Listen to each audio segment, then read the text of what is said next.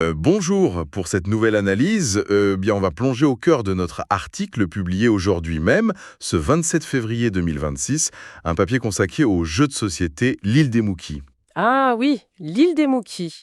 Et le timing il est juste parfait puisque le jeu vient tout juste de remporter le très convoité As d'or Enfant 2026 à Cannes, Hier soir, oui. hier soir. Donc la mission de notre décryptage aujourd'hui, c'est d'expliquer comment cette petite boîte à 12 euros réussit ce pari presque impossible. Mettre fin à l'enfer des jeux pour tout petits qui sont, disons-le franchement, souvent très ennuyeux. Complètement ennuyeux.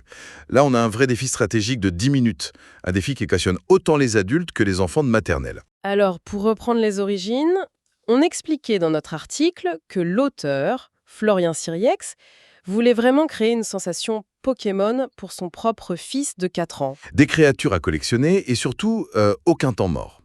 Et d'ailleurs, lors de la rédaction de notre article, la direction artistique nous avait tout de suite marqué. Oui, le travail de l'illustratrice Sepio est tout bonnement frappant. Ouais, on est sur un univers pastel façon Studio Ghibli, avec plus de 60 créatures uniques en tout. C'est gigantesque.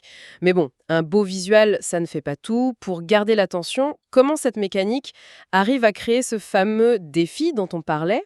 C'est un système pensé exclusivement pour 2 joueurs. En fait, on utilise des cartes recto-verso. Par exemple, une a une face feuille et de l'autre côté une face soleil. D'accord. Et donc le joueur choisit une face pour tenter d'avoir la majorité dans l'une des 5 familles. Exactement.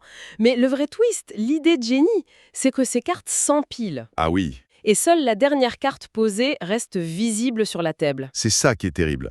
Ça devient très vite un exercice de mémoire à court terme, hyper redoutable. Oh oui.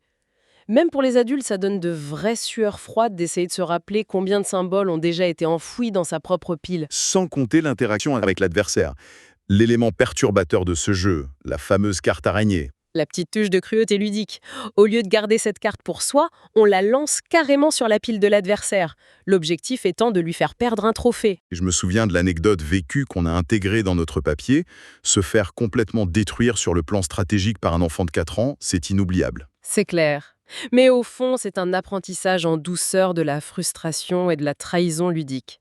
Surtout que l'édition est vraiment généreuse pour compenser tout ça. Pour 12 euros seulement, c'est vrai qu'on est gâté.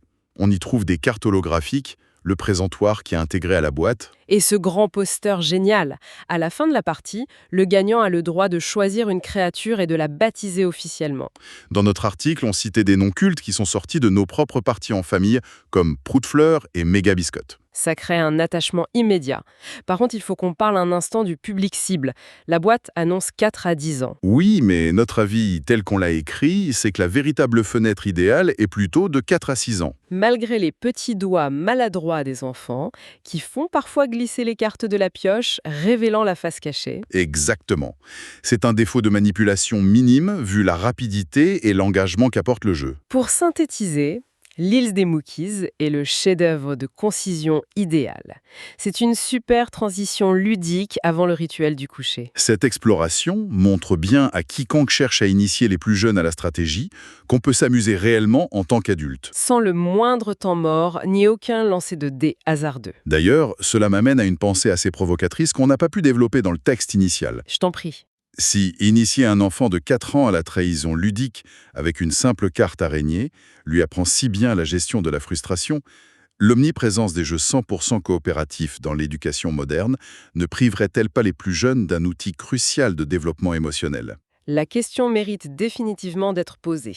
Voilà une excellente réflexion pour clore cette session. À très bientôt pour une nouvelle analyse.